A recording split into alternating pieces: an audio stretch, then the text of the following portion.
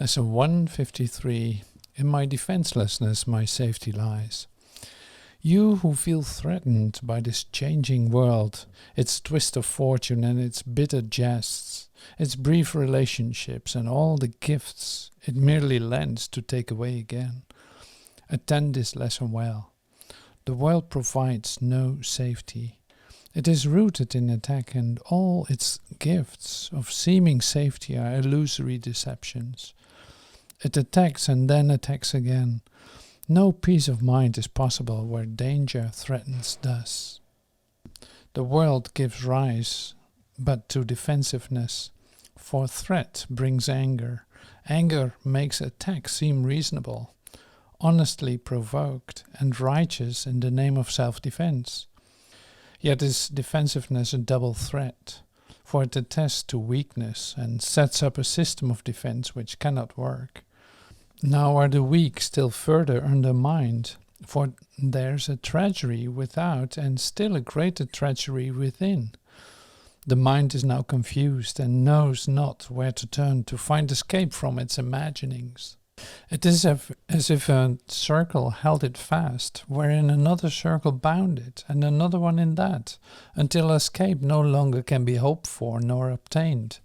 Attack, defense, defense, attack becomes the circles of the hours and the days, which bind the mind in heavy bands of steel with iron overlaid, returning but to start again. There seems to be no break, no ending in the ever-tightening grip of imprisonment upon the mind. Defenses are the costliest of all the prices which the ego would exact.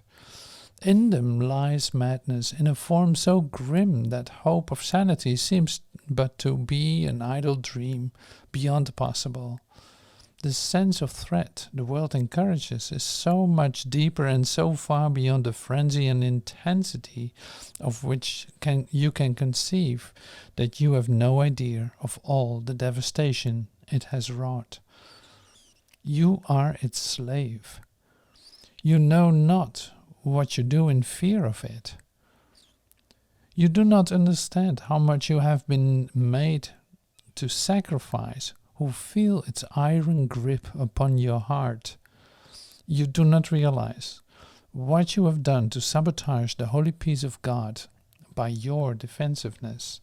For you behold the Son of God as but a victim to attack by fantasies, by dreams, and by illusions he has made, yet helpless in their presence, needful only of defense by still more fantasies and dreams, by which illusions of his safety comfort him. Defenselessness is strength. It testifies to recognition of the Christ in you. Perhaps you will recall the Course maintains that choice is always made between his strength and your weakness seen apart from him. Defenselessness can never be attacked because it recognizes strength so great attack is folly. Or a silly game a tired child might play when he becomes too sleepy to remember what he wants. Defensiveness is weakness. It proclaims you have denied the Christ and come to fear his Father's anger. What can save you now from your delusion of an angry God whose fearful image you believe you see at work in all the evils of the world? What but illusions could defend you now, when it is but illusions which you fight? We will not play such childish games today, for our true purpose is to save the world, and we would not exchange for foolishness the endless joy our function offers us. We would not let our happiness slip by because of senseless fragments of a dream happened to cross our minds, and we mistook for the figures in it for the Son of God, its tiny instant for eternity. We look past dreams today and recognize that we need no defense because we are created unassailable, without all thought or wish or dream in which attack has any meaning. Now we cannot fear, for we have left all fearful thoughts behind, and in defenselessness we stand secure, serenely certain of our safety now, sure of salvation, Sure, we will fulfill our chosen purpose as our ministry extends its holy blessing through the world. Be still a moment and in silence think how holy is your purpose, how secure you rest, untouchable within its light. God's ministers have chosen that the truth be with them. Who is holier than they? Who could be sure that his happiness is fully guaranteed? And who could be more mightily protected? What defense could possibly be needed by the ones who are among the chosen ones of God by his election and their own as well? It is the function of God's ministers to help their brothers choose as they have done. God has elected all, but few have come to realize his will is but their own. And while you fail to teach what you have learned, salvation waits, and darkness holds the world in grim imprisonment. Nor will you learn that light has come to you, and your escape has been accomplished, for you will not see the light until you offer it to all your brothers. As they take it from your hands, so will you recognize it as your own. Salvation can be thought of as a game that happy children play. It was designed by one who loves his children and who would replace their fearful toys with joyous games, which teach them that the game of fear is gone. His game instructs in happiness because there is no loser. Everyone who plays must win, and in his winning is the gain to everyone insured. The game of fear is gladly laid aside when children come to see the benefits salvation brings. You who have played that you are lost to hope, abandoned by your father, left alone in terror and in a fearful world made mad by sin and guilt, be happy now. That game is over. Now a quiet time has come in which we put away the toys of guilt and lock our quaint and childish thoughts of sin forever from the pure and holy minds of heaven's children and the Son of God. We pause, but for a moment more, to play our final happy game upon this earth, and then we go to take our rightful place where truth abides and games are meaningless. So is the story ended. Let this day bring the last chapter closer to the world, that everyone may learn the tale he reads of terrifying destiny, defeat of all his hopes, his pitiful defense against a vengeance he cannot escape, was but his own deluded fantasy. God's ministers have come to waken him from the dark dreams this story has evoked in his confused, bewildered memory of this distorted tale. God's Son can smile at last on learning that it is not true.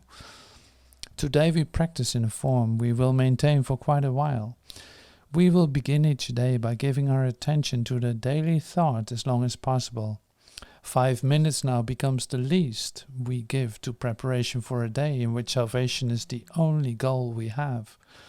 10 would be better, 15 better still, and as distraction ceases to arise to turn us from our purpose, we will find that half an hour is too short a time to spend with God, nor will we willingly give less at night in gratitude and joy. Each hour adds to our increasing peace as we remember to be faithful to the will we share with God.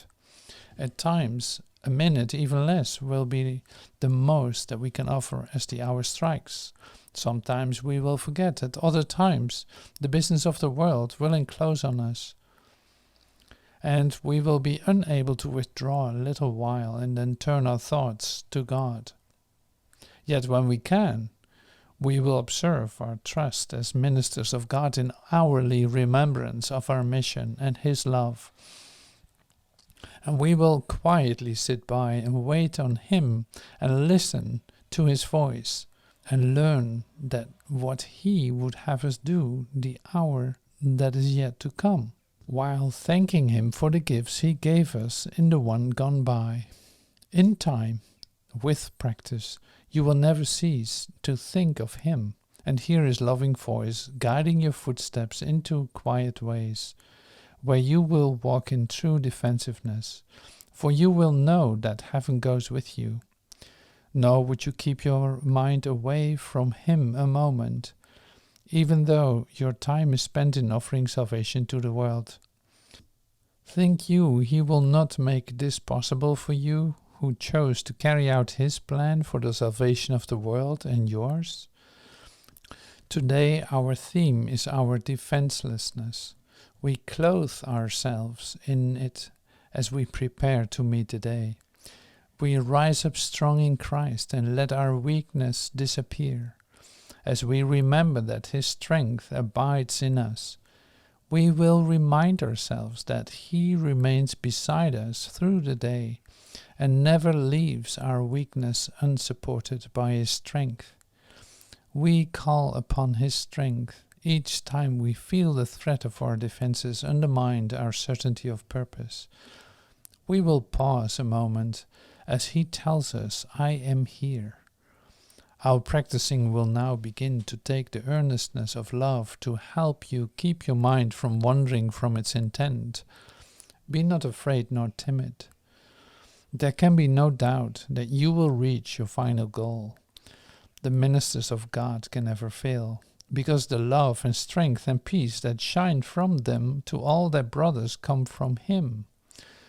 These are His gifts to you. Defenselessness is all you need to give Him in return. You lay aside but what was never real, to look on Christ and see His sinlessness.